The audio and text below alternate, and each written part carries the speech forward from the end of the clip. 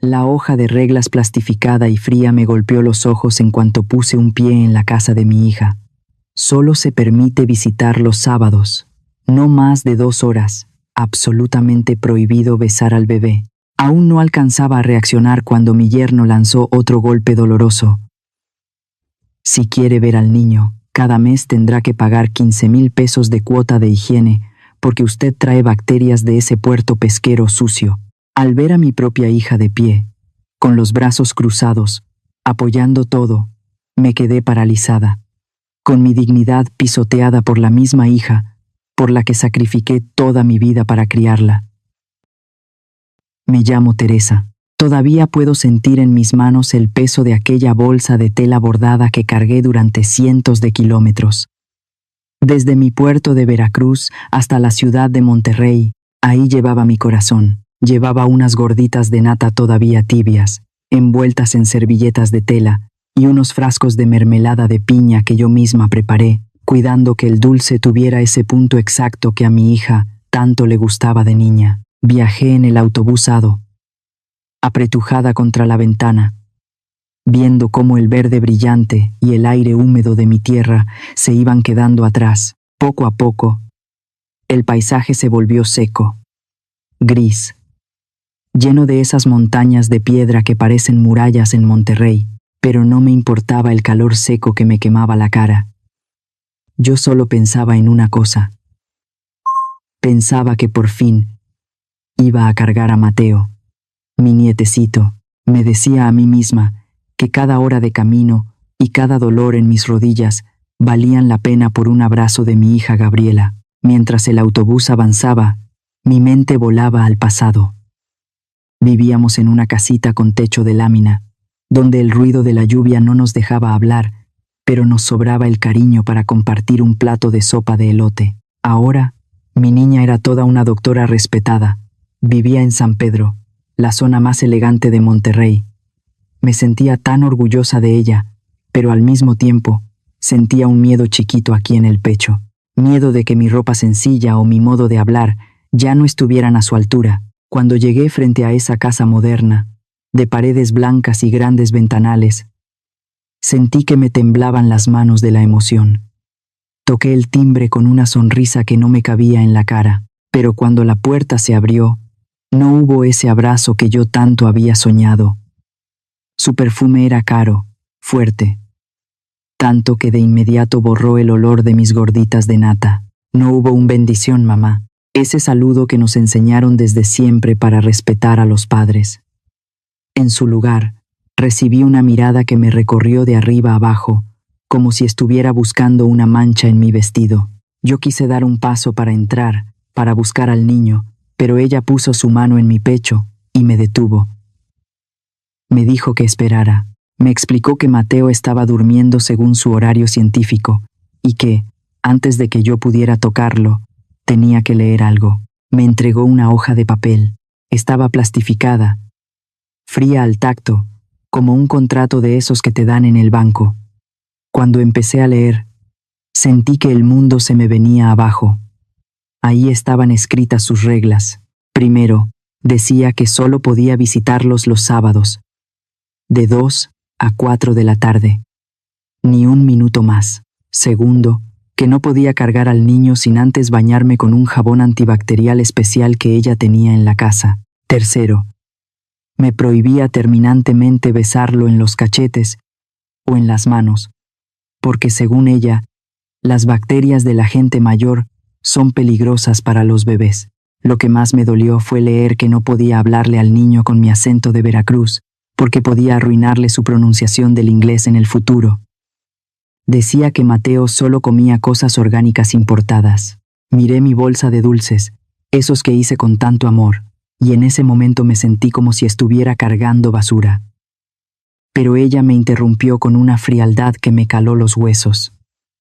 Gabriela se cruzó de brazos y me miró como si estuviera haciendo un negocio con un extraño. Me explicó que mi llegada alteraba su rutina y que su esposo, Ricardo, sentía que necesitaban pagar una limpieza profunda cada vez que yo iba. Por eso, si yo quería seguir viendo a mi nieto, tenía que enviarles 15,000 pesos al mes. 15,000 pesos.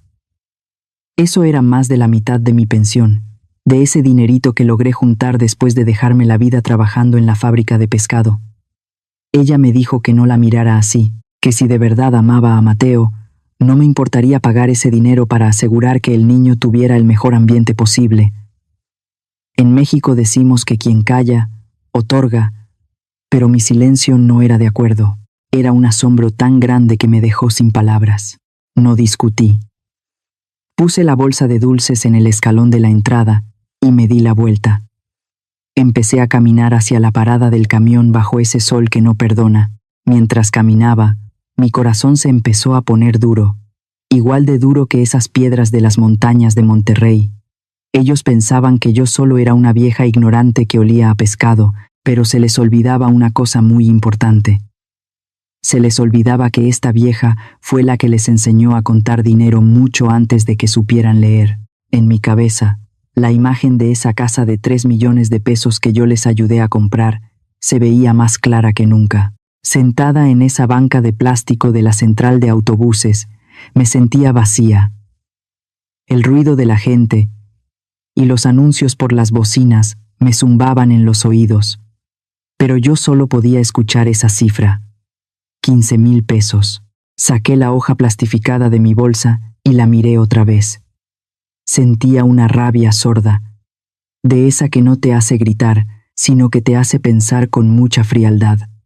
Bajé la mirada hacia mis manos. No son manos de doctora, ni de gente de oficina. Son manos toscas, con los dedos un poco chuecos y la piel curtida por la sal del mar. Tengo cicatrices, marcas que me dejaron los cuchillos cuando limpiaba pescado en la fábrica. Gabriela tiene miedo de que estas manos ensucien a su hijo, pero no se acuerda de que estas mismas manos fueron las que moldearon su vida. Cerré los ojos y el olor de la central se convirtió en el olor espeso de la empacadora de Veracruz. Recordé los turnos de 12 horas, parada frente a las bandas, bajo un calor que te hacía sentir que el aire no llegaba a los pulmones. Me vi a mí misma caminando entre los charcos de agua salada durante las tormentas, aguantando el frío de la lluvia, solo para no perder el bono de puntualidad. Todo ese sacrificio tenía un nombre. Gabriela. Cada centavo que gané, cada gota de sudor que se mezcló con el agua del mar, fue para que ella tuviera sus uniformes blancos siempre limpios. Fue para pagar esos libros de medicina tan caros, que yo sentía que cada página olía al pescado seco que yo procesaba. En mis momentos más cansados, sacaba su foto de mi delantal y la miraba. Esa era mi fuerza. Yo era una viuda sola, pero estaba sacando adelante a una doctora. Pero el recuerdo que más me quemaba era el de aquel terreno que me heredaron mis padres en las afueras del puerto. Era mi único tesoro. Cuando Gabriela y Ricardo me dijeron que querían comprar casa en San Pedro para estar a la altura de su posición, no lo dudé. Vendí el terreno. Vendí mis recuerdos, mis raíces. Fueron 3 millones de pesos, una fortuna para alguien como yo. Todavía me acuerdo de cuando entregué el cheque.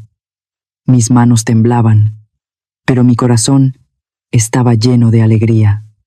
Cenamos juntos, y Ricardo, mi yerno, me abrazó muy fuerte. Me llamó, madre querida. Mi hija lloró de la emoción y me juraron que en esa casa siempre habría un cuarto para mí, que esa siempre sería mi casa. Yo les creí. En mi pueblo, la palabra de una madre y el amor de los hijos son el contrato más sagrado que existe. No pedí papeles. No pedí firmas.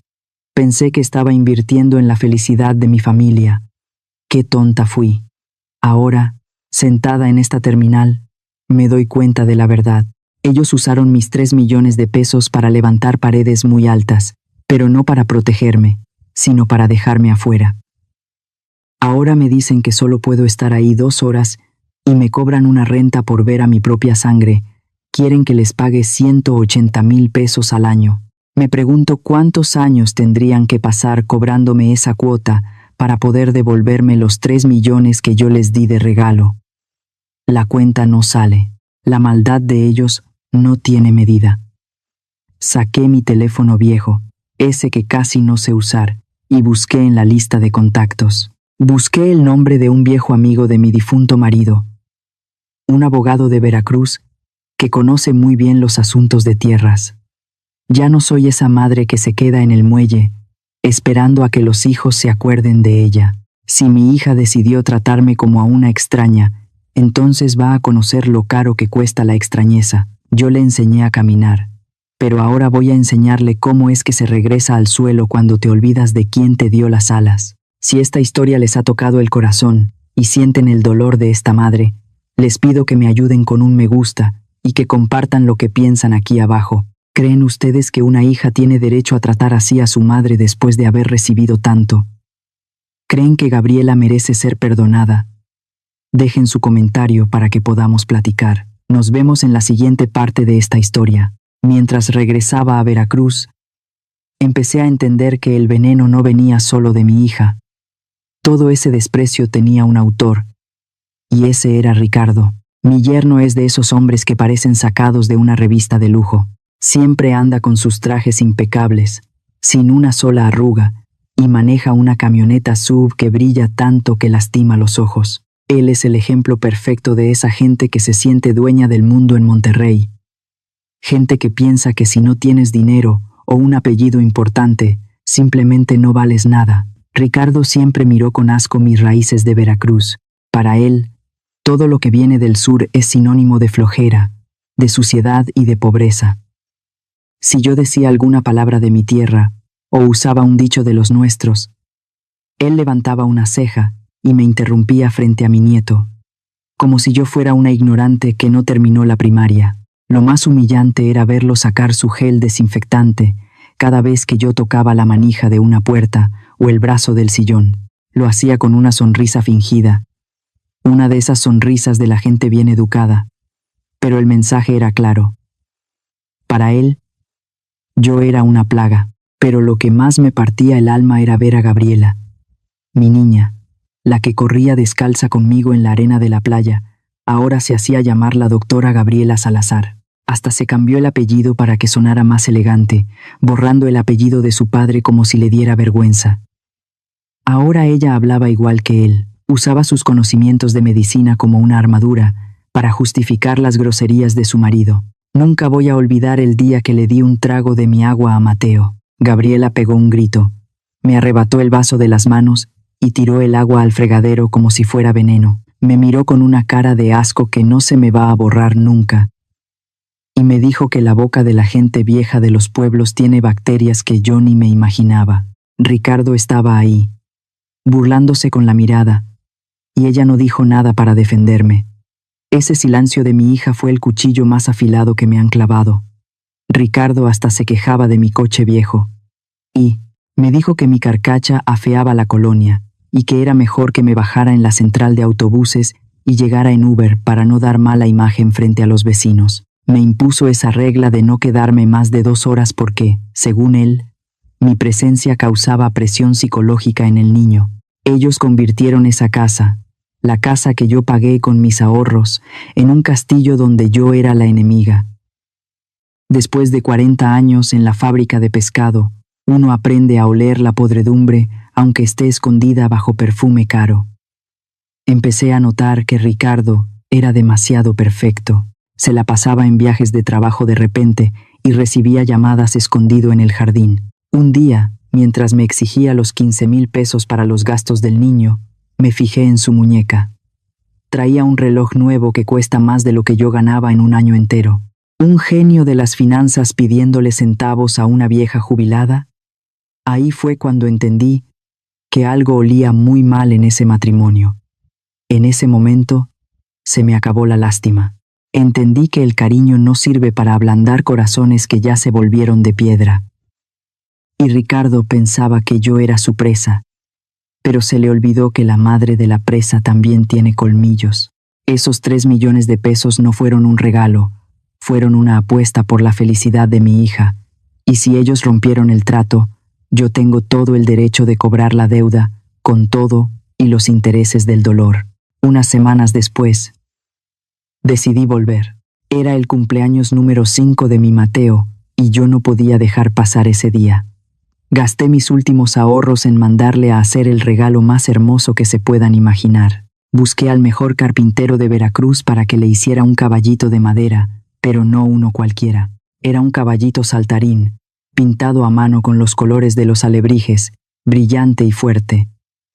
Era el mismo regalo que mi difunto esposo le prometió a su nieto antes de morir. Cargué con ese caballo estorboso durante 8 horas en el autobús. No me importó que las piernas se me hincharan como tamales por estar tanto tiempo sentada. Yo abrazaba mi regalo y sentía que llevaba un pedazo de mi casa y del abuelo para el niño. Cuando llegué a Monterrey, el clima estaba horrible. Había llegado un norte y la lluvia no dejaba de caer. Un aire helado que me calaba hasta los huesos. Llegué a la puerta de la residencia, temblando de frío pero con el corazón calientito.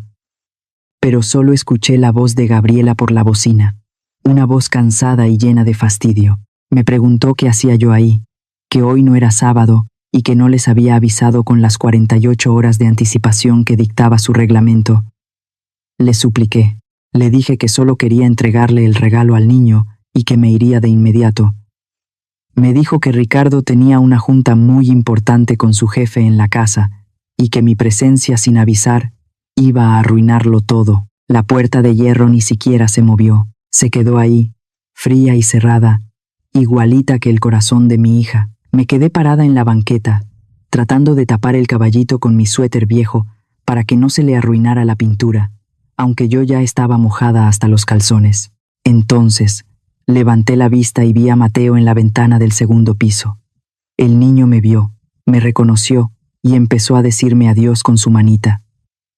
Pero de repente, vi cómo la mano de Ricardo lo jalaba bruscamente hacia atrás y cerraba las cortinas de golpe. Ese gesto de cerrar las cortinas fue como una bofetada en medio de mi cara. Me quedé ahí 4 minutos bajo la lluvia, sintiendo cómo el agua se mezclaba con mis lágrimas. Miré el caballito de madera en el suelo y entendí que no podía cargarlo de regreso.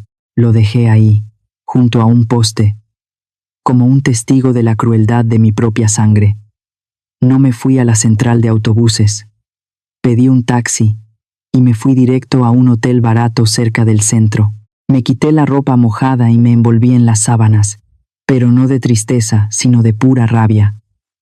Me acordé de lo que dijo Ricardo, de que yo traía bacterias, pues tenía razón. Ahora iba a llevarles una verdad que les iba a infectar su mundo de mentiras.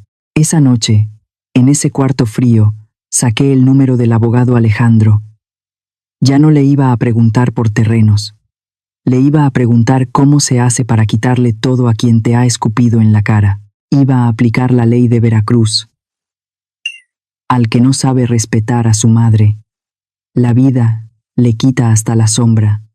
Al que no sabe, la vida le quita hasta la sombra. Ricardo y Gabriela pensaban que yo era una vieja vencida, pero se les olvidaba que una mujer que sobrevivió 40 años en el puerto no le tiene miedo a ninguna tormenta. Empecé a escribir mi propia lista, pero esta vez no era de reglas, era de facturas por cobrar. Aquella noche, después de que me cerraran la puerta bajo la lluvia y de ver cómo ocultaban a mi nieto tras las cortinas, no me subí al autobús de regreso a Veracruz. El orgullo jarocho me estaba hirviendo en las venas, y el corazón me decía que si me iba ahora, me iría derrotada para siempre. Decidí quedarme en Monterrey. Busqué un cuartito barato en la colonia obrera, un barrio de gente luchadora, de esas que se levantan antes que el sol. Ahí, entre paredes que olían a humedad y a cansancio, me quité el abrigo empapado y me puse mi rebozo viejo. Me di cuenta de algo muy importante. En una ciudad como Monterrey, donde todo el mundo corre detrás del dinero y de las camionetas de lujo, la gente como yo se vuelve invisible. Si no traes un traje de marca o no bajas de un coche del año, para ellos simplemente no existes. Una vieja con un rebozo gastado, sentada en la banqueta o caminando despacio por la calle, pasa desapercibida como si fuera un poste de luz o una piedra en el camino, y esa invisibilidad iba a ser mi mejor arma. Empecé a rondar el edificio donde trabaja Ricardo, allá por el rumbo de Valle Oriente. Es una torre de puro vidrio que brilla tanto que lastima los ojos. Me sentaba en una banca de madera, tapada con mi rebozo, como si estuviera descansando las piernas de tanto caminar. De repente, lo vi salir. Caminaba con ese paso de hombre importante, con el mentón levantado y su traje impecable, pero sus ojos se movían de un lado a otro con mucha inquietud. No era la mirada de un hombre de negocios ocupado, era la mirada de alguien que carga una culpa y tiene miedo de ser descubierto. Pedí un taxi y le dije al chofer que no perdiera de vista su camioneta blanca.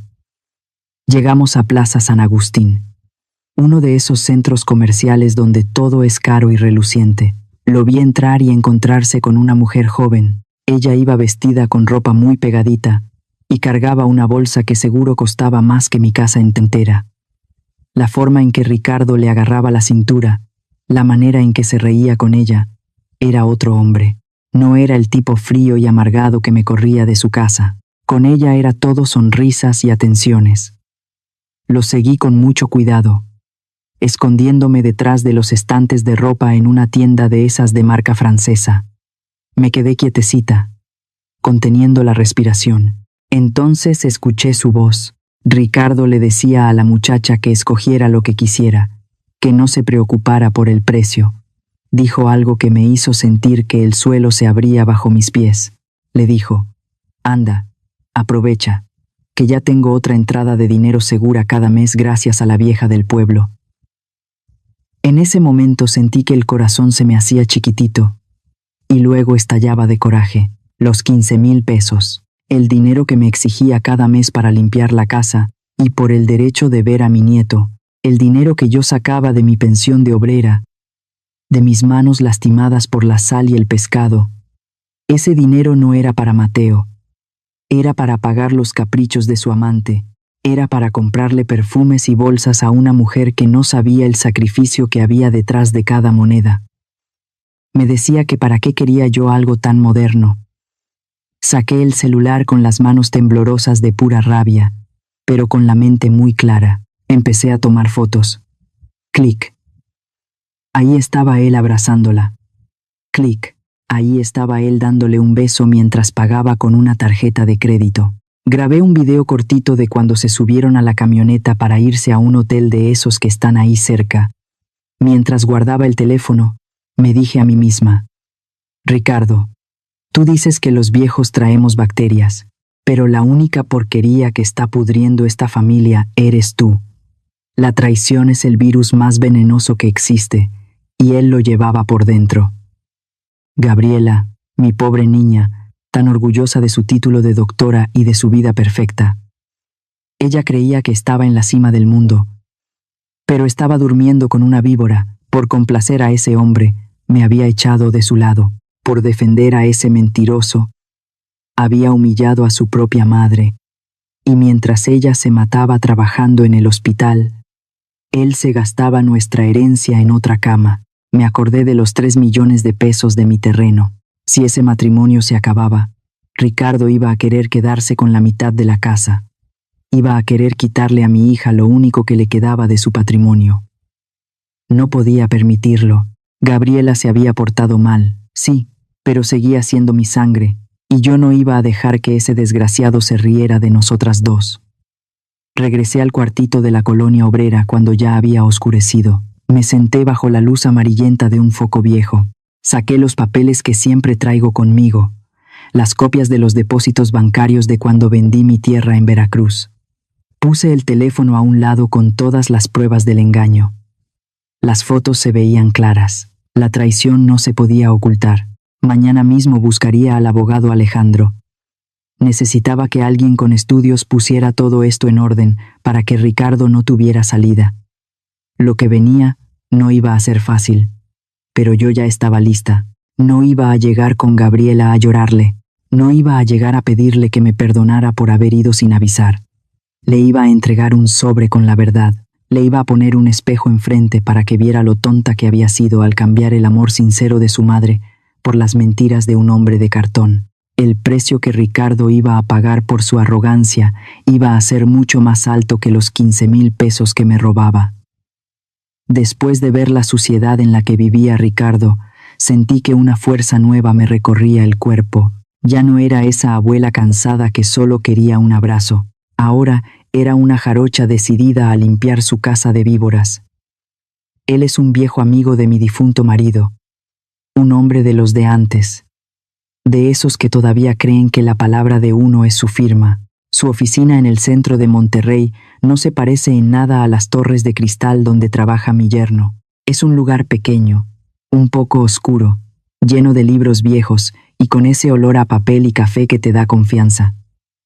Cuando le conté todo lo que había pasado, desde la hoja plastificada hasta el desprecio en la lluvia, no me interrumpió ni una vez. Se quedó mirando mis manos, esas manos llenas de callos y cicatrices de la fábrica de pescado, y soltó un suspiro muy hondo. Me dijo: Teresa, en las leyes tenemos números y artículos, pero en el corazón de una madre lo que hay son cicatrices. Hoy vamos a usar esos números para proteger tus heridas. Sacamos los papeles que yo traía guardados como un tesoro en mi caja de metal. Ricardo pensaba que yo era una vieja tonta y descuidada, pero se le olvidaba que yo fui jefa de línea en la empacadora por muchos años. Yo no tiro ni un solo comprobante. Ahí estaban las copias de los depósitos bancarios de hace años, cuando vendí mi terreno en Veracruz. 3 millones de pesos que fueron directos a la cuenta de mi hija y su esposo para comprar esa mansión donde ahora me prohíben entrar. El licenciado me explicó algo que me devolvió el alma al cuerpo. Me habló de la revocación por ingratitud. Me dijo que en México una donación tan grande se puede cancelar si la persona que recibió el regalo trata mal a quien se lo dio. El maltrato psicológico y esa exigencia de dinero para dejarme ver a mi nieto eran pruebas de una falta de agradecimiento muy grave. Mis 3 millones representaban casi todo el valor de la casa cuando la compraron. Ricardo creía que ese dinero ya era suyo, pero la ley dice otra cosa cuando muerdes la mano que te dio de comer. Luego le enseñé el teléfono.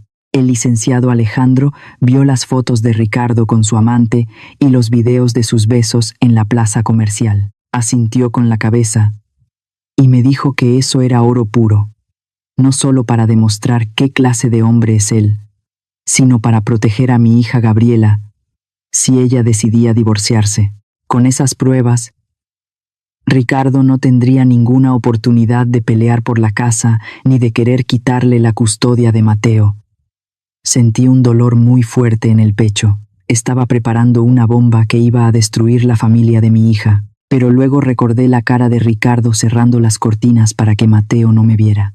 Recordé a Gabriela tirando el agua que yo le di a su hijo.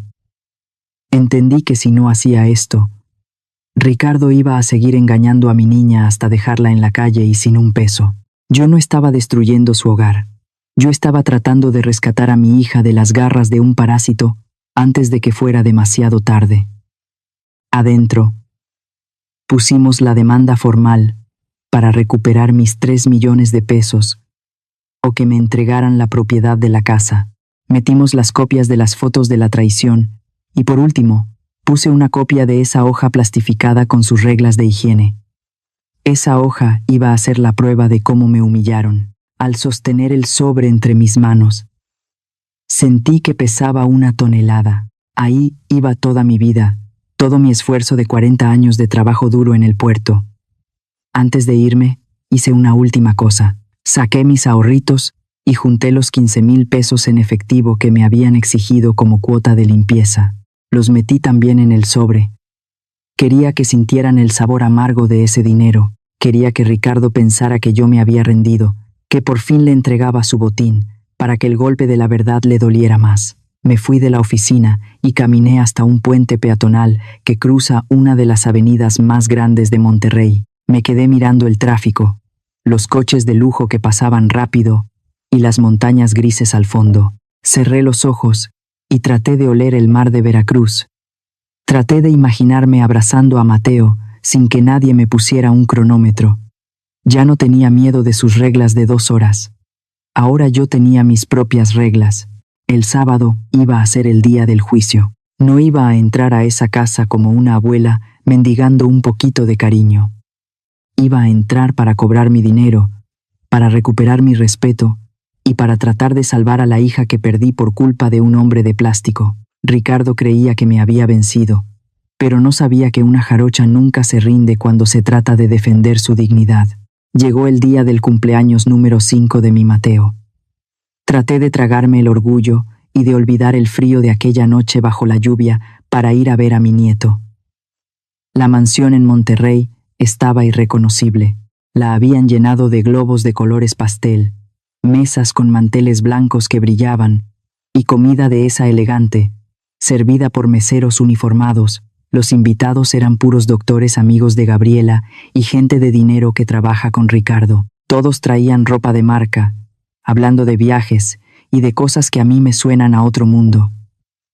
Yo me puse lo mejor que tenía. Saqué mi vestido de flores bordado a mano, un huipil tradicional de Veracruz que guardo para las ocasiones especiales. Me sentía orgullosa de mis raíces, pero en medio de tanta seda y tanto traje oscuro, me sentí como una flor silvestre que alguien puso por error en un laboratorio. Me sentía fuera de lugar, pero aguanté por el niño. Lo peor vino cuando un amigo de Ricardo se acercó y me miró con curiosidad. Le preguntó a mi yerno quién era yo. Ricardo, con una copa de champaña en la mano y una sonrisa que no le llegaba a los ojos, contestó con una naturalidad que me dio escalofríos. Dijo: «Ah, ella es una señora que vino del pueblo para ayudarnos unos días con los quehaceres de la fiesta». En ese momento sentí que la sangre se me congelaba. Mi propia hija, mi Gabriela, estaba ahí mismo. Tenía una copa de vino en la mano y lo escuchó todo perfectamente. Pero no dijo nada. Solo levantó una ceja. Me miró un segundo y se dio la vuelta para seguir platicando con una colega. En México, que te llamen abuela es un honor, es el respeto máximo de la familia. Ricardo me arrebató mi nombre, mi lugar y mi dignidad frente a todos, convirtiéndome en una extraña en la casa que yo misma ayudé a pagar. A mitad de la reunión, Ricardo se acercó a mí frente a varios invitados. Me entregó un paquete de cubrebocas y unos guantes de plástico azules. Lo dijo fuerte, para que todos oyeran. «Mamá, por la seguridad de los niños y para mantener la higiene, por favor ponte esto. No podemos arriesgarnos a que las bacterias del muelle de Veracruz causen un problema aquí». Tuve que pasar el resto de la tarde repartiendo bebidas con las manos envueltas en plástico y la cara tapada. Algunos invitados me entregaban sus botellas vacías, sin siquiera mirarme a los ojos, igualito que como uno trata a un sirviente invisible. Mi corazón gritaba de rabia, pero mis labios se quedaron apretados. Yo sabía que a mi Mateo le encanta el dulce que yo le hago. Así que cuando nadie me veía, lo llamé a un rincón del jardín. Saqué de mi bolsillo un pedacito de dulce de leche que yo misma preparé en el puerto. Quería ver su sonrisa. Quería darle un pedacito de mi amor, pero Ricardo apareció de la nada. Me soltó un manotazo tan fuerte que el dulce voló por el aire y cayó sobre el pasto. Gritó como un loco, diciendo que cuántas veces me había dicho que no metiera esas porquerías llenas de azúcar corriente y microbios en la boca de su hijo. Frente a todos, pisó el dulce con la suela de su zapato caro, deshaciéndolo contra la tierra. Mateo empezó a llorar del susto. Gabriela llegó corriendo. Yo esperaba que me defendiera, que le dijera a su marido que ya era suficiente, pero en lugar de eso, me gritó a mí. «Me avergüenzas, mamá», eso fue lo que me dijo. En ese momento, la Teresa que buscaba cariño se quedó de piedra. Miré mis manos con los guantes de plástico, escuché el llanto de mi nieto y las burlas de la gente. Me quité el cubrebocas despacio y respiré hondo. Ya no tenía lágrimas. Mis ojos se secaron desde aquella noche bajo el norte. Miré a Ricardo y a mi hija directamente a los ojos y le solté una sonrisa. No fue una sonrisa de alegría, fue una sonrisa que le dio miedo a Ricardo, porque vio que ya no me dolían sus insultos. Me di la vuelta y me fui de la fiesta por la puerta de atrás, por donde entran los que traen la basura. No les dije adiós.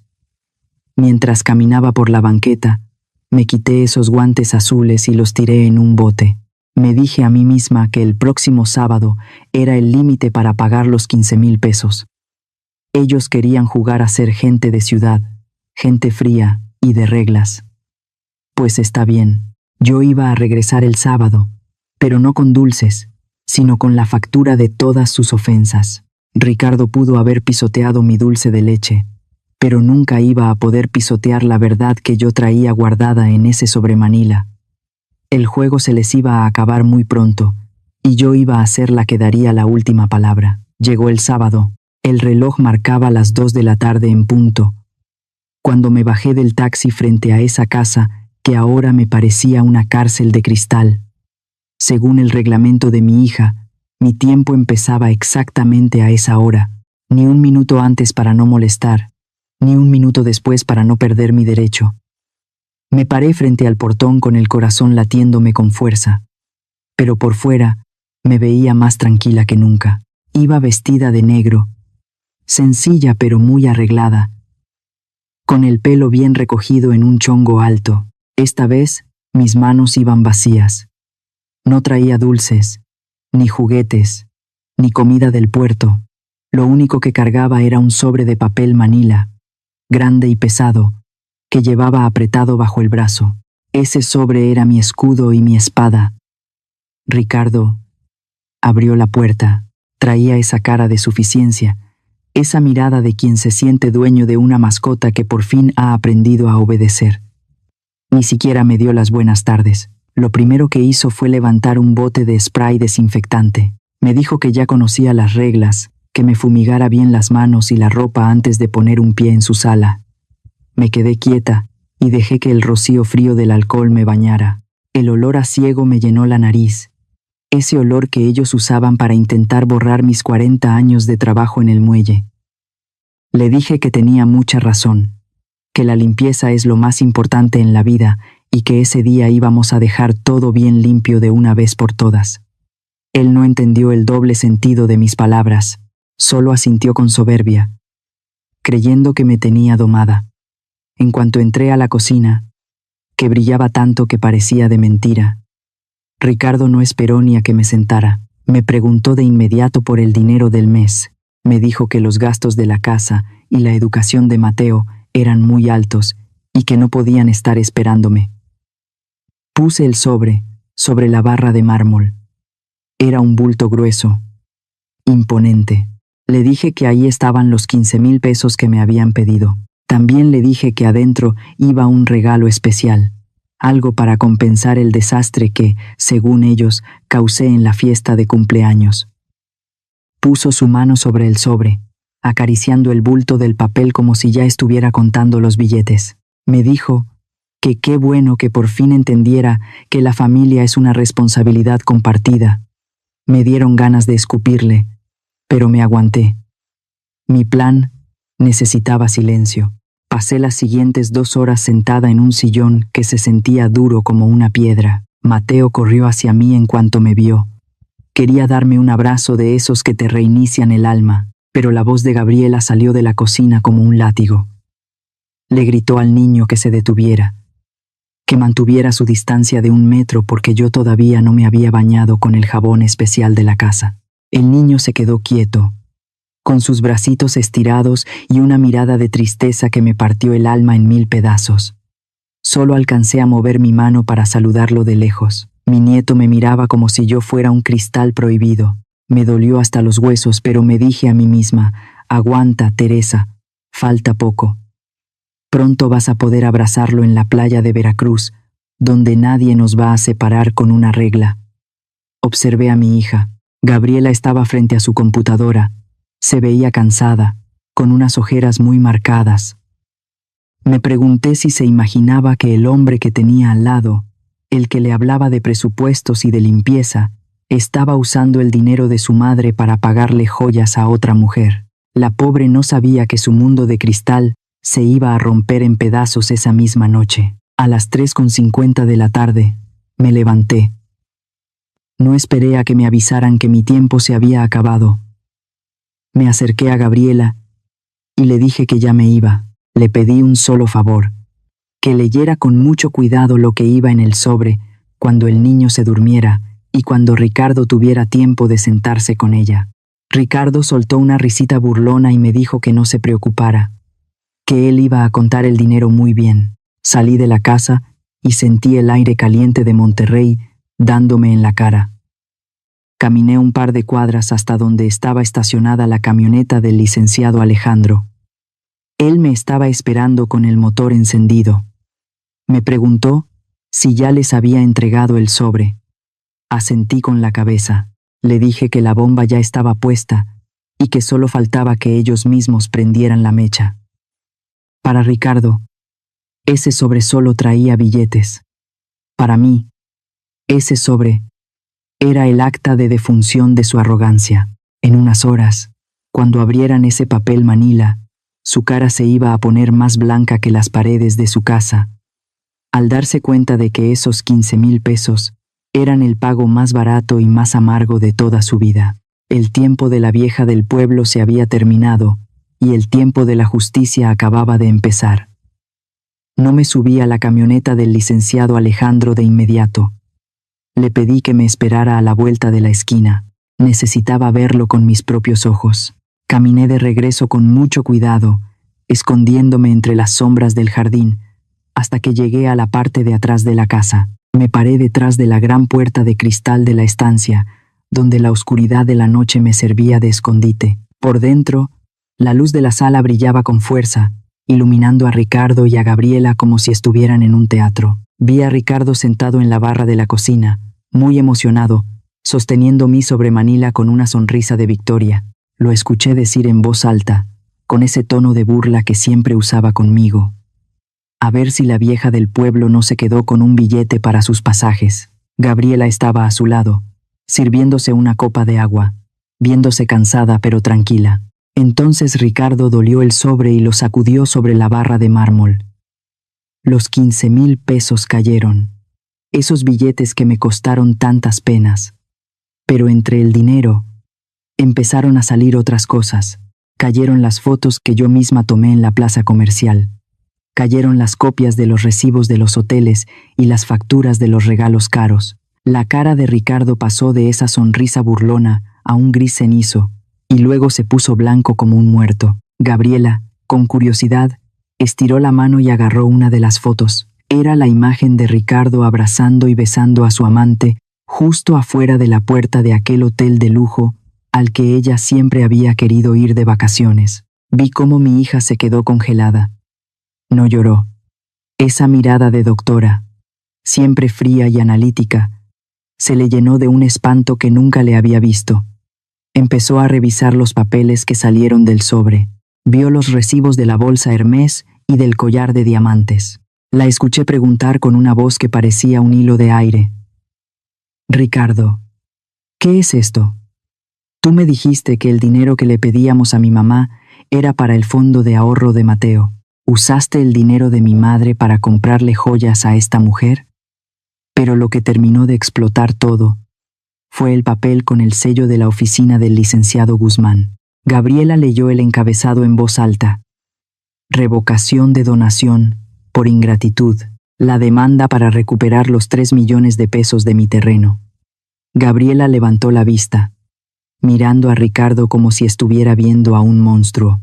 Le gritó que cómo era posible, que cómo se atrevía a cobrarle una renta a su propia madre para irse a gastar ese dinero con una cualquiera.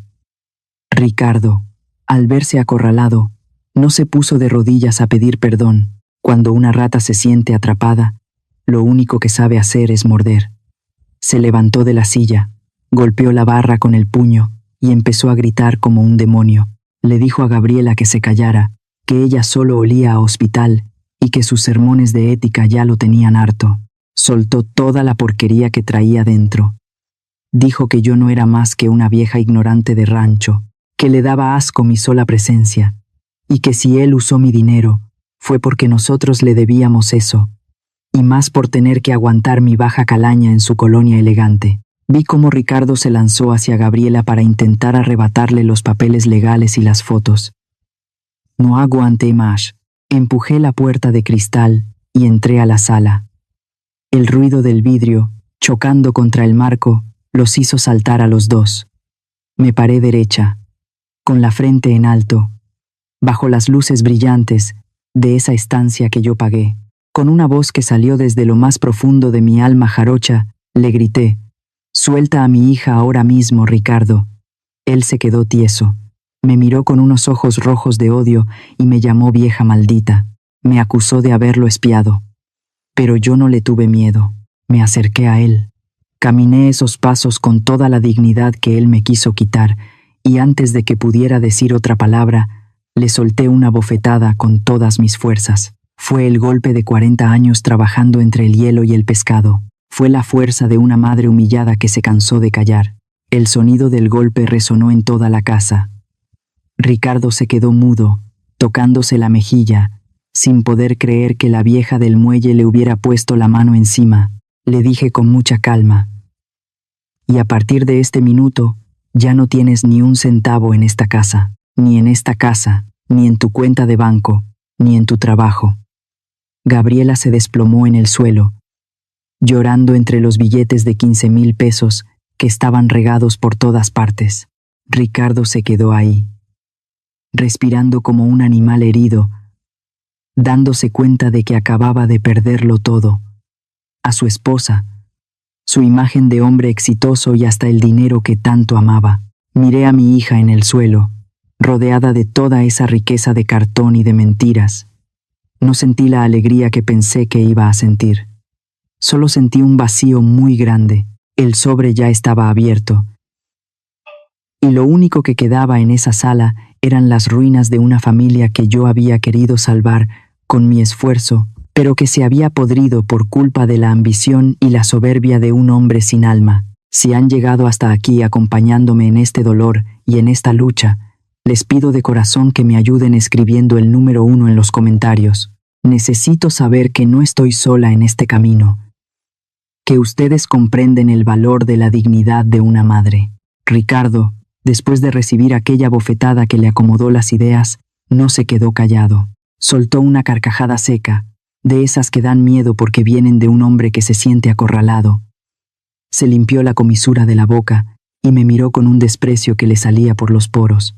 Empezó a gritarme que yo no sabía con quién me estaba metiendo. Me dijo que en México el dinero y las palancas son los que mandan, y que una vieja como yo no tenía ninguna oportunidad contra sus abogados de lujo. Gritaba que la casa estaba a su nombre y al de Gabriela, que yo solo era una donante descuidada y que me iba a demandar por invadir su propiedad privada. Estaba a punto de echarme a la calle a empujones cuando el timbre de la puerta sonó con fuerza. Ricardo se quedó mudo por un segundo. Abrió la puerta pensando que era la seguridad privada de la colonia, pero se encontró con el licenciado Alejandro Guzmán. Alejandro entró con ese paso firme de los hombres que no necesitan gritar para ser respetados. Traía su maletín de cuero negro y un sobre con el sello rojo de un notario público, una autoridad que en México tiene el poder de cambiar destinos con una sola firma. El licenciado Alejandro no perdió el tiempo en saludos falsos. Puso el documento sobre la barra de mármol, justo encima de los 15,000 pesos que seguían tirados como basura. Con una voz tranquila pero que se escuchaba en cada rincón de la estancia, le explicó a Ricardo su nueva realidad. Le dijo que aquella donación de 3 millones de pesos que yo hice hace años no fue un regalo sin cuerdas.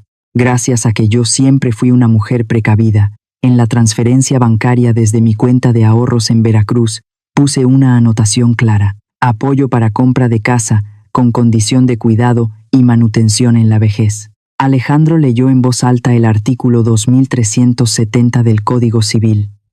Le explicó a Ricardo y a una Gabriela que seguía en el suelo que la ley permite revocar una donación por causa de ingratitud. El maltrato, la humillación de ponerme guantes de plástico, el impedirme ver a mi nieto y el exigirme una renta mensual eran pruebas más que suficientes de una ingratitud extrema. Le dejó claro que, a partir de ese momento, la propiedad de la casa entraba en un proceso de reversión para regresar a mis manos. Pero Ricardo todavía tuvo el descaro de burlarse. Me dijo que él podía pelear eso por 10 años en los juzgados, que él tenía tiempo, y yo ya era una vieja que pronto se iba a morir. Fue entonces cuando yo saqué mi última carta, la que le iba a dar el tiro de gracia a su arrogancia. Lo miré con una lástima que me nació desde el fondo del alma. Le pregunté si de verdad pensaba que yo era tan ignorante, Le recordé que la fábrica de pescado donde trabajé 40 años es la que surte de marisco a toda la cadena de restaurantes que el corporativo de su empresa maneja. Le dije que esa misma mañana, mientras él se sentía el rey del mundo, yo le envié un regalito a su jefe directo. Le mandé una copia de las fotos con su amante y, lo más importante, las pruebas de cómo usó la tarjeta de crédito empresarial para pagar esos hoteles y esas joyas en Monterrey. Ricardo, el honor y la honestidad financiera son tu tarjeta de vida. Si robas a la empresa para mantener a una mujer, estás acabado. Vi cómo el color se le escapó de la cara. Pasó de ser un gallito de pelea a un hombre derrotado, pequeño y pálido. Sabía que en cuanto amaneciera, su escritorio iba a estar vacío y su carrera en la basura. Se quedó blanco, temblando, dándose cuenta de que la vieja del muelle lo había dejado en la calle y sin un centavo. Entonces Ricardo, como el cobarde que siempre fue, se volvió hacia Gabriela. Le dijo que hiciera algo, que ellos eran una familia, que no permitiera que su madre les destruyera la vida. Pero Gabriela ya no era la mujer sumisa de hace una hora. Gabriela caminó hacia él y agarró la hoja plastificada de las reglas de higiene que yo había dejado sobre la mesa. La miró con asco y empezó a romperla en pedacitos chiquitos frente a su cara. Le dijo que la única bacteria que estaba pudriendo su hogar era él. Le gritó que se fuera de la casa de inmediato, que el dinero que él usaba para valorarla en 15,000 pesos al mes era el precio de su propia traición. Fue triste ver a ese hombre salir de la casa. Ya no traía su camioneta SUV de lujo, porque Alejandro le advirtió que también estaba bajo investigación por ser pagada con fondos en disputa. Salió con una sola maleta, caminando bajo la luz de las farolas, sin su traje brillante y sin su orgullo de cartón. Se fue con la vergüenza de quien es pescado en la mentira más baja. Nos quedamos solas en la sala. Gabriela me miró, con unos ojos que me pedían perdón sin palabras. Me preguntó con la voz quebrada que desde cuándo había guardado yo todos esos papeles, que por qué no le dije nada antes.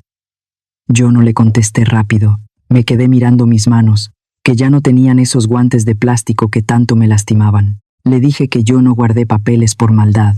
Le dije que yo solo guardé lo único que ella dejó, que Ricardo me tirara a la basura, mi dignidad, y que esa dignidad era la que ahora nos iba a servir para levantar lo que quedaba de nosotras dos. Cuando la puerta se cerró tras Ricardo y el ruido de sus pasos se perdió en la noche, la mansión se quedó en un silencio que asustaba. Las luces LED blancas de la cocina, esas que siempre me parecieron tan frías, ahora hacían que todo pareciera un hospital desierto. Todo brillaba, todo estaba limpio y desinfectado, pero se sentía un vacío que calaba los huesos. Ricardo se había ido con sus mentiras, pero había dejado atrás una casa que ya no era un hogar, sino una caja de cristal llena de amargura.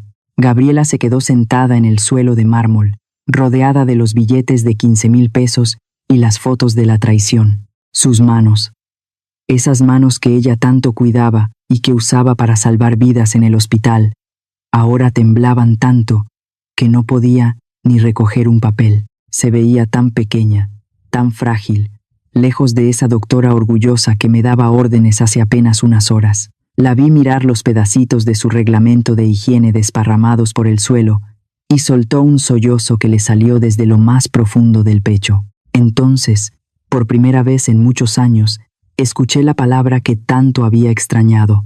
«Mamá», me dijo con una voz de niña chiquita, de esas que se pierden en el mercado y buscan la mano de su madre. Me miró con los ojos hinchados y llenos de una vergüenza que no le cabía en el cuerpo. Me dijo que no sabía qué había hecho con su vida, que se había dejado envolver por la soberbia de Ricardo y que me había tratado como a una extraña solo por darle gusto a un hombre que nunca la quiso. Yo no corría a abrazarla. En Veracruz sabemos que para que una herida sane bien, primero hay que dejar que salga todo el veneno. Me quedé parada frente a ella, dejando que sus lágrimas lavaran ese maquillaje caro y esa mirada de superioridad que me había dolido tanto. La dejé llorar hasta que se quedó sin fuerzas, hasta que el silencio de la casa se llenó solo con su respiración entrecortada. Me senté en el suelo, frente a ella, Ignorando que el mármol estaba frío, estiré mis manos y se las puse enfrente, con las palmas hacia arriba. Le pedí que las mirara bien. Le dije, con estas manos que tú llamas sucias, con estas manos que tienen cicatrices de cuchillo y olor a pescado, trabajé 40 años para que tú no tuvieras que hacerlo. Estas manos pelaron miles de camarones y cerraron miles de latas para que tú tuvieras un título colgado en la pared. Y mientras tú tenías miedo de que mis bacterias ensuciaran tu casa, Ricardo usaba el dinero de estas manos para comprarle diamantes a otra mujer. Le hablé de su padre. Le dije que si él estuviera vivo y viera cómo su hija me cerró la puerta bajo la lluvia, se le volvería a romper el corazón. Le recordé que nuestra sangre viene del mar, de la gente que sabe que la verdadera limpieza no está en el jabón antibacterial, sino en la honestidad y en el respeto a los padres. Gabriela agachó la cabeza, avergonzada, sintiendo el peso de cada una de mis palabras. Entonces, rompí la regla más sagrada de su casa. Me acerqué y le puse la mano en el hombro. Sentí cómo se estremeció. Según sus libros y sus horarios científicos, yo no debía tocarla sin desinfectarme primero, pero en ese momento, ella se lanzó a mis brazos y me abrazó con una fuerza que me dejó sin aire. Escondió su cara en mi hombro y lloró como no lo había hecho desde que era una chiquilla. El calor de madre, ese calor que no se compra en ninguna farmacia y que ningún purificador de aire puede imitar, fue lo único que pudo calmar su tormento. Le susurré al oído que era una doctora muy buena, pero que se había olvidado de ser humana. Le dije que los corazones también se infectan de soberbia y que la suya casi termina por matarnos a las dos. Me dijo que ya no podía vivir ahí, que cada rincón le recordaba sus groserías hacia mí y las mentiras de Ricardo. Tomamos una decisión esa misma noche. Íbamos a vender la casa. Ya no queríamos ese castillo de cristal. El dinero de los 3 millones de pesos que yo recuperé legalmente se iba a meter en un fondo especial para el futuro de Mateo. Un fondo que nadie, absolutamente nadie, podría tocar. Ella decidió pedir su cambio a un hospital de Veracruz. Me dijo que necesitaba volver a oler el salitre, a caminar descalza en la arena y a aprender otra vez lo que significa la familia. En ese momento, escuchamos unos pasos bajando las escaleras. Era Mateo. El niño nos miró con sus ojitos soñolientos, confundido de ver a su mamá llorando en el suelo con su abuela. Ya no había Ricardo que lo detuviera. Ya no había gritos de «Mantén tu distancia». Abrí mis brazos y el niño corrió hacia mí. Lo cargué, lo apreté contra mi pecho y le di un beso tronado en la frente, un beso lleno de libertad. Aquella noche dormí en la recámara de invitados, en esa cama tan lujosa, donde nunca me habían dejado pasar la noche, pero ya no me sentía como una visita arrimada o una sirvienta invisible. Ricardo creía que las reglas se escribían en papel plastificado, pero yo le demostré que las únicas reglas que valen son las que dicta el amor y el respeto. La tormenta de Monterrey por fin se estaba calmando, y el olor del mar de Veracruz empezaba a sentirse cada vez más cerca. Poco a poco, el polvo del desastre empezó a asentarse. Dicen que después de la tempestad viene la calma, y en esa mansión de Monterrey, la calma llegó con la fuerza de la justicia. Ricardo no tuvo escapatoria. No solo perdió la casa y el respeto de su esposa, sino que el golpe final vino de donde menos lo esperaba. Las pruebas que mandé a su empresa fueron el acta de defunción de su carrera.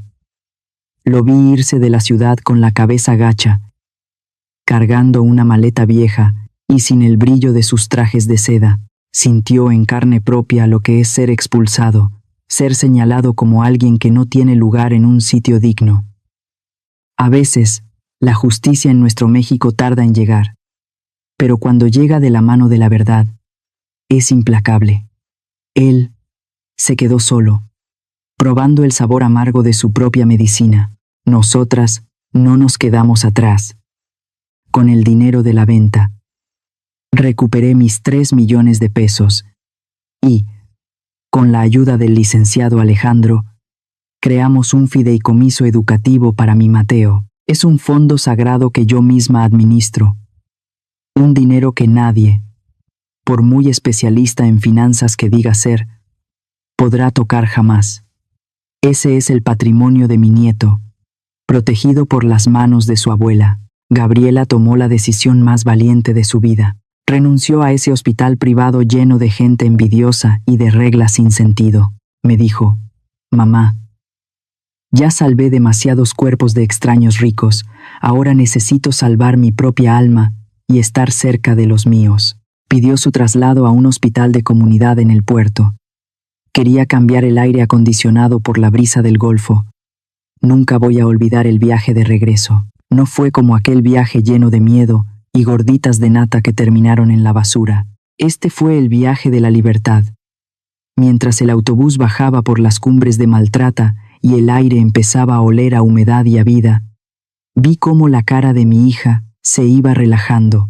El color regresó a sus mejillas y el brillo a sus ojos. Mi Mateo iba pegado a la ventana, emocionado por ver el mar por primera vez sin que nadie le midiera el tiempo. Llegamos a Veracruz y lo primero que hicimos fue ir a la playa. Vi a mi nieto correr por la arena con los pies descalzos.